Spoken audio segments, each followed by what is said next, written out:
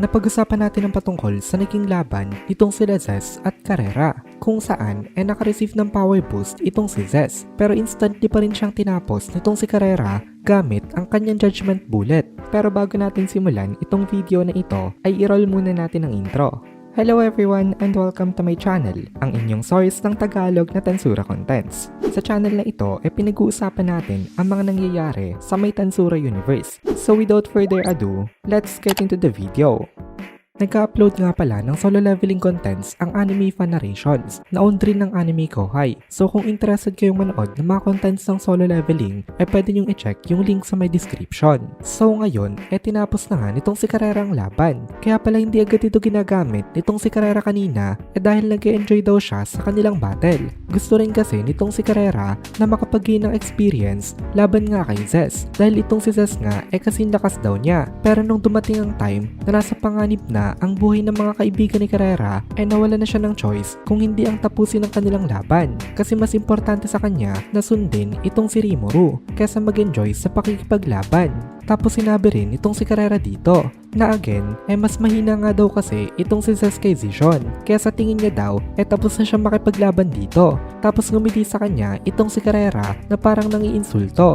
Hindi naman intention itong si Carrera na insultuhin siya. Sadyang ganun lang talaga ang personality nitong si Carrera. Napatanong na lang itong si Zez dito na paano daw siya naging inferior compared dun sa may tinatawag na Zision. Siya daw ang supposed to be the next god of creation. Ito na ang last words nitong si Zez at namatay na nga siya. So sa laban na ito itong si Carrera ang panalo. Pero kahit na nanalo itong si Carrera parang hindi siya masaya. Parang wala daw siyang sense of accomplishment. Kahit na tinalo niya ang ikatlong pinakamalakas sa kanilang mga kalaban. Pero wala nang time para magduel pa doon itong si Carrera. Nagmadali na agad siya para tumulong kina Gopta. Pero nagulat itong si Carrera dito dahil finally gumalaw na ang pinakamalakas nilang kalaban.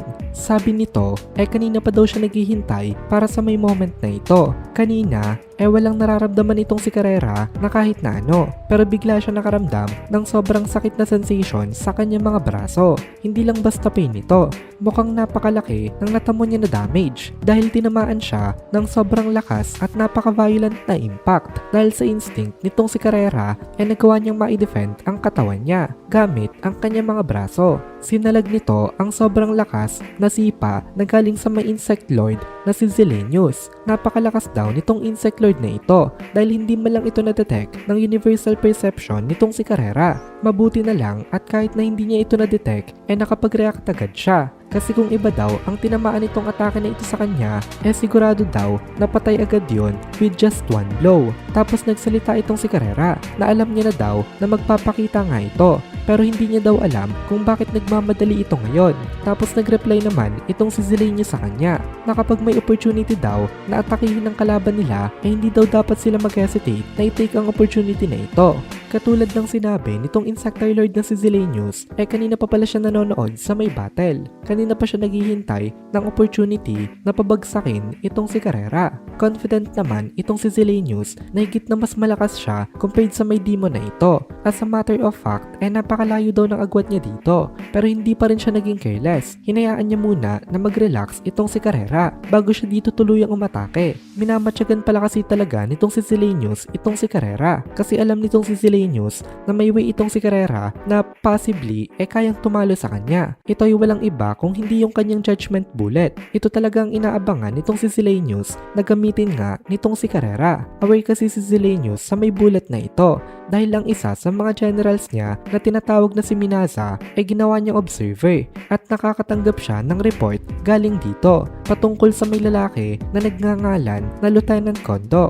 Although hindi naman nagpapakita ng mga abilities itong si Kondo, palagi itong minamatyagan nitong si Minaza kasi pakaramdam daw nitong si Minaza meron itong tinatago na dangerous and unknown powers. Kaya tama itong si Minaza dito. Hindi ito nakita nitong si Minaza in action. Pero dahil inireport niya na ito kay Zilenius na may tinatago nga itong si Kondo, itong si Zilenius na mismo ang nagtanong patungkol dito kina Faldry at Michael. Kaya nalaman nitong si Zilenius na ang mga powers pala nitong si Kondo na-transfer kay Carrera, including the golden gun na gamit-gamit niya. Hindi na naging cautious itong si Michael patungkol sa may judgment bullet na ito kasi mukhang hindi naman daw kaya ng judgment bullet na i-penetrate gamit ang kanyang castle guard. Pero since wala namang castle guard itong si Silenius, kinailangan niya mag-ingat sa may atake na ito. Kaya inintay talaga nitong si Silenius na gamitin ito nitong si Carrera kasi masyadong maingat itong Insectoid King na baka hindi enough ang defenses niya para sa judgment bullet na ito. Itong timidity at cautiousness na ito ang dahilan kung bakit napakadelikado nitong si Silenius na kalaban kasi napakaingat niya talaga. Ngayon lang siya kumilos. Ngayong alam niya na wala ng threat itong si Carrera sa kanya. Kinailangan niyang isacrifice itong si Zes nang dahil dito. Pero at least daw nagbigay ito sa kanya ng napaka-importante na info na malakas nga talaga yung judgment bullet. Nung una kasi hindi pa talaga sure itong si Silenius kung kaya ba siyang tapusin nung bullet nga na yon. Pero ngayon sure na siya kasi sa sobrang lakas nitong bullet na ito maging si Zes na nai-enhance na nga ang mga abilities hindi dito nakaligtas. Pero okay lang kasi ngayon nga hindi na daw threat kay Silenius itong si Carrera. Kaya kayang-kaya niya na itong tapusin nang hindi nag-aalala na baka may ilabas itong trump card. Ngayon punta naman tayo sa may point of view nitong si Carrera. Na-realize agad nitong si Carrera kung ano nangyari na kanina pa nga daw pala nanonood dito sa may laban nilang dalawa at iniintay lang nito na gamitin niya ang kanyang trump card. Na-sense dito nitong si Carrera kung gaano kalakas itong kanyang bagong kalaban. At sabi nitong si Carrera dito napakalakas nga daw nito. Parang hindi niya daw kayang sukatin ang tunay na lakas nitong Insectoid Lord na ito. Pakiramdam daw nitong si Carrera parang katapat niya daw itong si Zishan. Pero hindi lang basta Zishan. Mas malala pa daw itong si Silenius compared kay Zishan Dono. At dito na muna natin tatapusin itong video na ito. Kung nagugustuhan mo itong mga videos natin ay please consider joining the membership para mapanood mo na agad ang mga kasunod na part dahil palaging advance ang ating mga members. Also, ay please consider leaving a like at mag-comment ka na din para ma-boost naman tayo ng algorithm.